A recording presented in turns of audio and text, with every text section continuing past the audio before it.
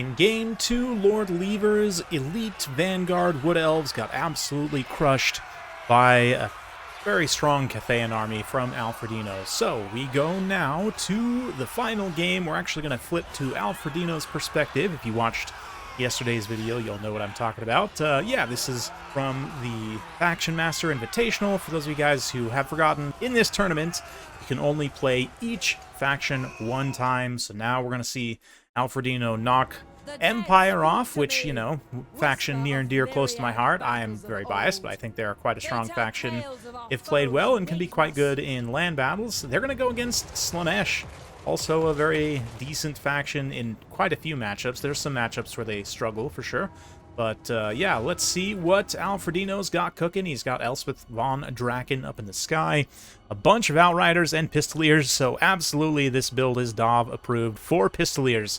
Big thumbs up from me.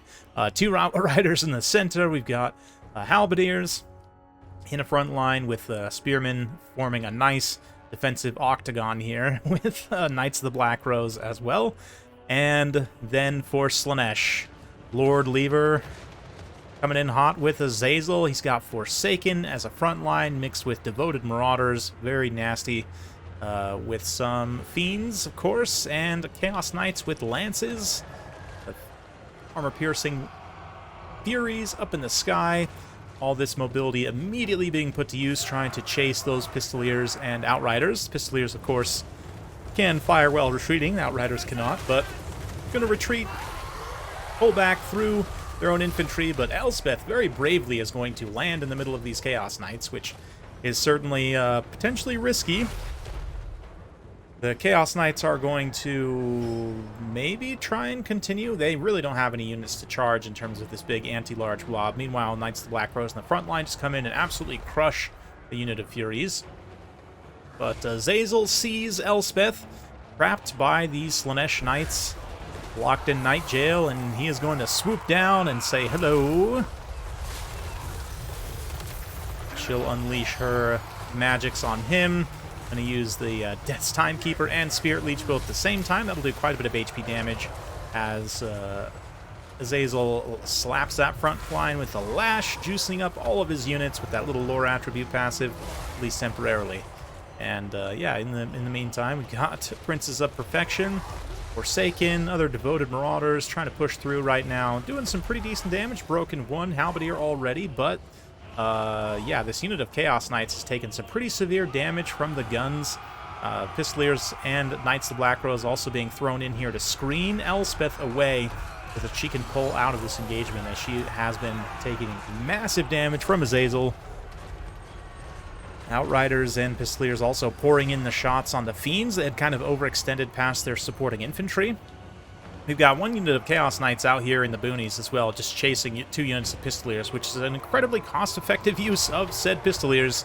They only total 1,000 points, whereas the Chaos Knights are nearly 50% more than that, so quite a cost-effective trade. Just lead them away.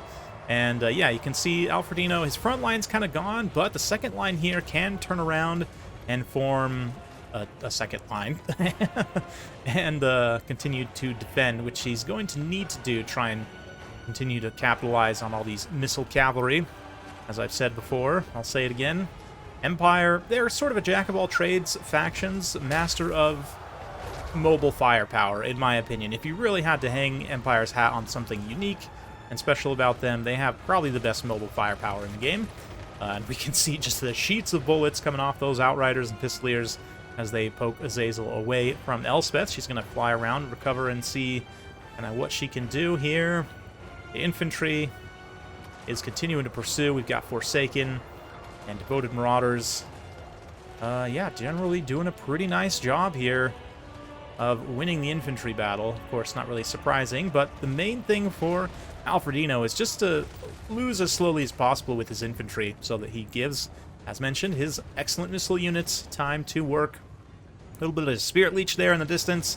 Another Death's Timekeeper proc on Azazel, and that is going to really put a damper on his spirits. In a way, Azazel was sort of on a timer against Elspeth.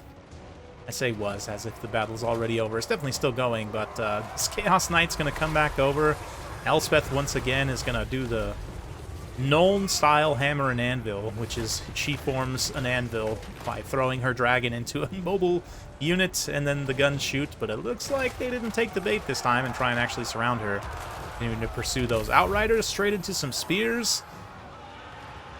And it'll be a nice charge for those Knights of the Black Rose as well, crashing the flank of those Forsaken, just continuing to buy time and space for these units to work. Ooh, those Outriders are going to rout right off the side of the map. That is pretty unfortunate. They had a lot of ammunition left. Pistoliers are starting to run a little bit lower, but you can see Azazel's actually pursuing the second unit of Outriders here. It's definitely working okay so far, but let's see how they can continue to do. Yeah, not taking too much damage as Alfredino is staying very, very persistent with his spam clicks of getting them away from the Furies and the Chaos Knights. Azazel himself kind of pulls away. He's going to go after these Pistoliers here, but he himself is actually the point-blank volley of Pistoliers. Oh, man. Ah, that warms my heart. Wow. That might have been my favorite thing I've seen in quite some time, honestly, on this channel. But yeah, he's going to get spear leeched, and that'll finish him off there. Yeah, ultimately, Hazel just taking too much range damage. I was going to say, you know, Elspeth is coming over there to hunt him anyway, but he might just get murdered by the Pistoliers. I mean, the spear leech certainly helps as well. But yeah, with the loss of Azazel, you can see immediately Slaanesh starts to have some leadership issues. I wouldn't be too surprised if Lord Lever lived up to his name, yep, and left the match relatively shortly after. So, beautiful game, really nice series between these two. Alfredino manages to pull out a win with the Empire, featuring 4 Pistoliers, which makes me just a happy boy indeed. 2 of them even paid for themselves, which is nice. The other 2, I guess 3 of them paid for themselves, and still had models left over to spare, which is certainly not something that usually happens to me when I use them. But the Outriders also get some pretty good value there. The Infantry, yeah, kind of a mixed bag, but a couple of them actually do perform pretty well. Some Halberdiers getting a respectable 700 gold value there. 530 there is definitely pretty solid overall. And Elspeth, of course, is going to get, yeah, over 2,000 damage value, just basically sniping Azazel, which, you know, got a feel for him a little bit, but he definitely deserves it as a character. And then the Slaanesh Forsaken, definitely very solid in this matchup. Forsaken have kind of gone up and down in terms of the, you know, their power level over the years, but it's typically been a pretty good choice against the Empire just because they can cut through Empire infantry very quickly and tend to trade very favorably in that matchup. So I do like this quite a bit. Forsaken definitely perform well here. Yeah, Devoted Marauders, they're kind of not really relying too much on them, but ultimately the Chaos Knights here just kind of getting kited to death by Empire missiles was definitely a big factor for sure. So yeah, Alfredino manages to remain in the tournament, but he has used a few pretty strong factions. You know, Khorne he has off the board, which, you know, Khorne's definitely pretty solid, but requires some knowledge, I think, of certain matchups to be able to really perform well. Empire and Cathay, I would both put as like A tier, personally, at land battle factions. Like, they're not maybe the best of the best, do require, again, some sort of matchup knowledge and the right build to work, but definitely can be good factions in a number of different matchups and are relatively versatile in that way. So, interesting to see Alfredino's used 2 of those factions already. I'm curious if I get the chance to cast more of his games throughout the tournament, what else we'll see him take.